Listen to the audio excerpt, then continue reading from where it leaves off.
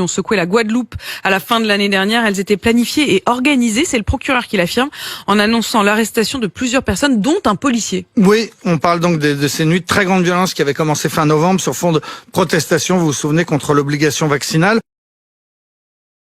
Quand le cornu est venu, il a fait une insulte aux Guadeloupéens. Il a dit texto, il vient avec la puissance de l'État et les règles régaliennes de l'État. D'accord? Donc il vous a dit quoi? Il nous a dit en tant que Guadeloupéens. Et c'est normal qu'il réagisse comme ça.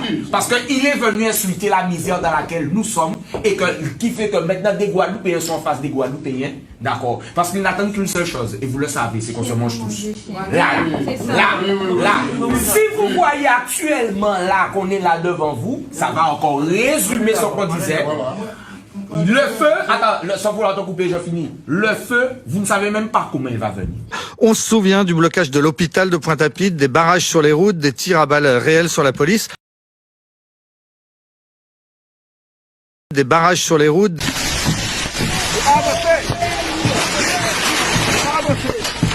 Alors moi j'ai vu surtout de très nombreux projectiles qui ont été lancés sur les forces de l'ordre.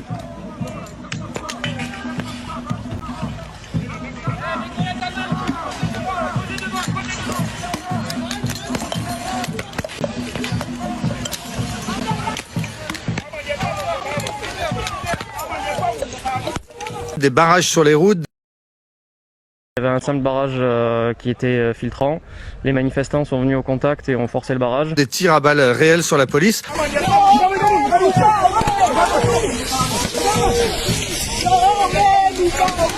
Ce que l'on apprend aujourd'hui, c'est que ce mouvement de colère contre le vaccin n'avait rien de spontané. D'après le procureur de la République, Patrick Desjardins, les violences urbaines étaient parfaitement organisées et extrêmement planifiées. Organisées et planifiées par qui? Alors par deux gangs qui sont connus. Le premier règne sur Bémao, la grande commune de la banlieue ouest de Pointe-à-Pitre. C'est le gang des chiens de riz.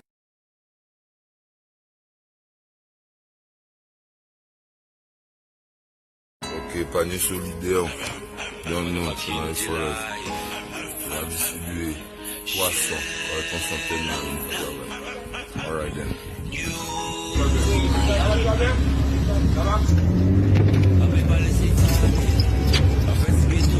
Le président, on va connaître, on le respect, Panier solidaire, c'est comme ça nous avons montré que nous sommes nègres nous ensemble. Nous ensemble même. Obligé de respecter ça. Les gens qui disent chez la rue c'est ci, chez la rue c'est ça. Mais c'est plus le monde, t'es solidaire, t'es cahier des malheureux, pas tenir mon en misère. On le respecte pas boire la même. Chez la rue. On va continuer.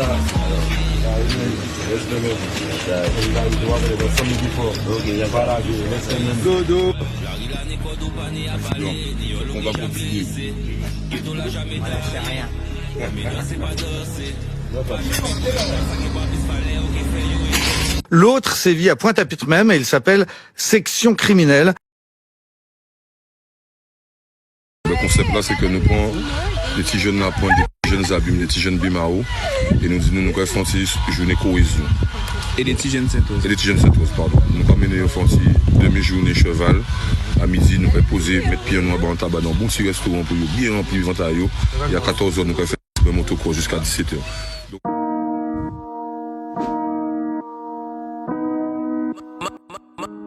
Mubs got beats.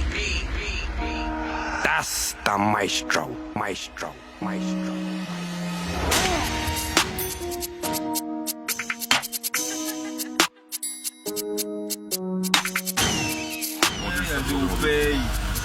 Bon, pourquoi t'as l'agneau cagoule?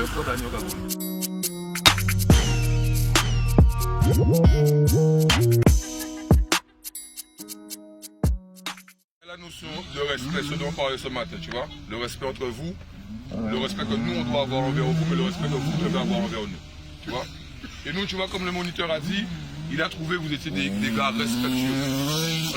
On n'a pas été obligé de vous reprendre, on a été mangé à Carrefour. Quand vous êtes partis, on s'est dit, mais finalement, qu'est-ce qu'ils vont faire?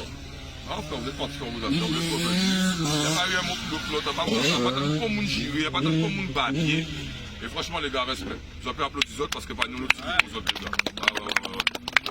Si l'on en croit le procureur, ces deux gangs se sont mis d'accord, se sont partagés les tâches pour mettre le feu chacun à leur territoire, mettre le feu au sens propre, notamment les 3 premières nuits d'émeutes, les 18, 19 et 20 novembre. Ces gangs avaient semé la panique de manière organisée en attirant la police sur plusieurs points précis. Une semaine plus tard, le 26 novembre, les mêmes émeutiers étaient descendus dans les rues en fin de journée. Ils avaient brûlé des voitures, pillé des commerces, établi des barricades. Et au même moment, un autre groupe avait incendié un bâtiment public du ministère de la Justice, puis tiré 19 coups de feu vers les forces de l'ordre. D'après le procureur, c'est un miracle qu'il n'y ait pas eu de mort ce jour-là. Et on comprend mieux maintenant pourquoi le raid avait été envoyé en renfort. Un brigadier chef a été interpellé, gardé à vue 96 heures et finalement mis en examen et incarcéré. Il dort actuellement à la prison de Pointe-à-Pitre. Ce fonctionnaire de police est en poste à la direction de la sécurité publique. Il est par ailleurs délégué du syndicat Alliance. L'enquête a fait apparaître son implication active. Il est accusé d'avoir apporté des informations précises aux émeutiers sur le positionnement de ses collègues.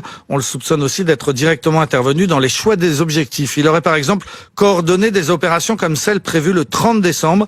Les manifestants devaient marcher sur l'aéroport de Pointe-à-Pitre et dans le même temps, les membres des gangs auraient envahi les pistes avec des voitures volées puis les auraient incendiées de façon à bloquer durablement le trafic aérien. Finalement, les gendarmes mobiles, heureusement, avaient réussi à bloquer la manifestation avant qu'elle n'atteigne l'aéroport. Mais que cherchaient ce policier et ces chefs de gang? Eh bien, ils cherchaient du fric. Il voulait tout simplement gagner beaucoup d'argent. Le procureur Desjardins explique que cette bande organisée a voulu profiter du climat social et des manifs anti-vax pour percevoir des sommes considérables. Et cela de 2 façons. D'abord en faisant pression sur les grands groupes pour soutirer des sommes importantes en échange de la promesse de les épargner. Autrement dit, c'était du chantage et du racket. Et visiblement, ça a marché puisqu'on a bien vu que les grands centres commerciaux de l'île n'ont pas été victimes de pillage. Ce qui apparaît dans les éléments du dossier, c'est que le but était d'une part d'obtenir des sommes conséquentes de la part de grands groupes en échange de la promesse de ne pas lancer les émeutiers contre leurs intérêts.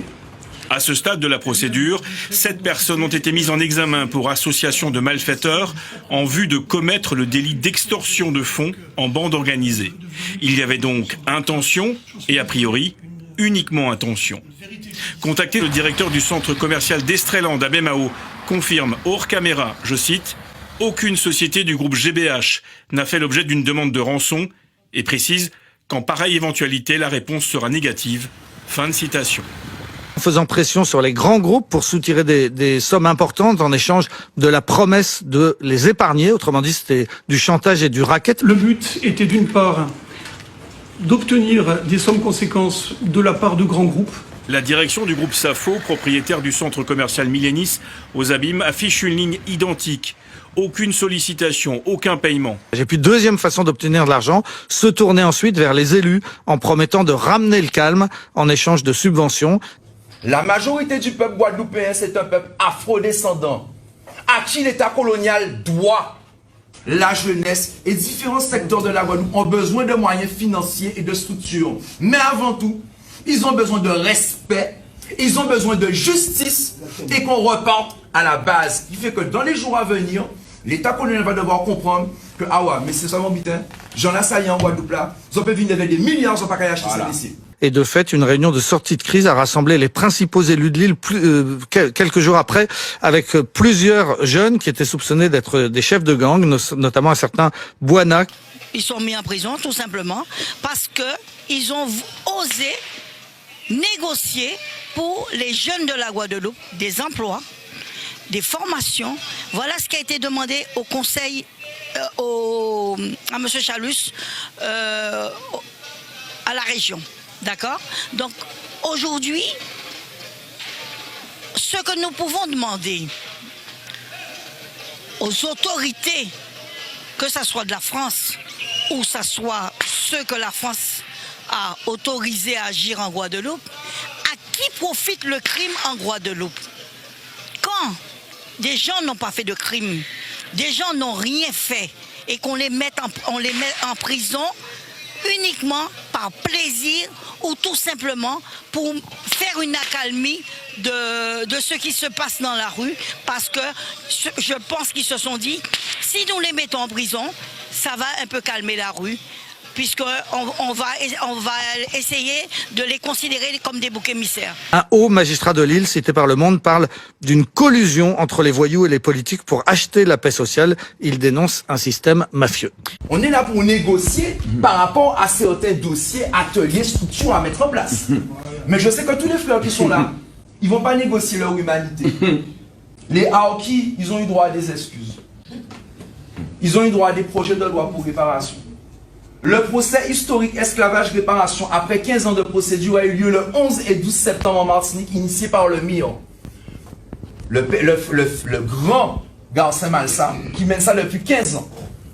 On est en train de tenter encore la prescription sur l'esclavage et réparation. On nous a fait encore la prescription sur le chlordécone. Je vais vous expliquer quelque chose. Pour la plupart de ceux, je ne vais pas parler pour tous ceux qui sont là, ils sont là pour leur dignité aujourd'hui. Et l'État colonial a bien compris un truc. C'est que les gens qui sont dehors là, ils sont non seulement pour contre l'obligation vaccinale et ce pass sanitaire, parce que ça bafoue leur liberté une fois de plus, mais qu'aujourd'hui, ils ont compris que l'État colonial ne comprend qu'un seul langage, celui qui est inscrit dans son ADN. La violence, la force. Et c'est bien exactement le discours que l'État colonial vous envoie avec le pont nu. Nous sommes venus avec la puissance de l'État, mais il a oublié de mettre colonial derrière. La répression. Alors d'abord, comme une insulte de l'État français, une insulte de Madame Denux, qui méprise tous les soignants, qui méprise les efforts qu'on a fait pour arriver jusqu'à notre excellence au niveau de notre profession. Mépris également des sociétés pensantes, des membres actifs de la société guadeloupéenne, des soignants. Je suis chirurgien dentiste, diplômé. Ça fait 10 ans que j'exerce, 15 ans que je suis dans la chirurgie dentaire. Et du jour au lendemain, je me retrouve sans métier. C'est inadmissible. Et maintenant, on va piquer mes enfants, mes 2 petits, l'année prochaine. Enfin, dans quelques jours, là. On veut piquer mes enfants. Pourquoi ? Pour une maladie qui ne leur fera rien du tout. C'est inadmissible. Et visiblement, manifester n'est plus un droit non plus. Du coup, nous sommes plus dans une société de... Ça n'est plus un droit, pourquoi ? Visiblement, on ne peut pas manifester simplement, pacifiquement, sans se faire réprimer par des gaz lacrymogènes, alors que nous opposons juste notre opinion face à l'État répressif français. C'est pour ça que vous avez marché pacifiquement justement sur le rond-point quand il y avait des tirs des 2 côtés.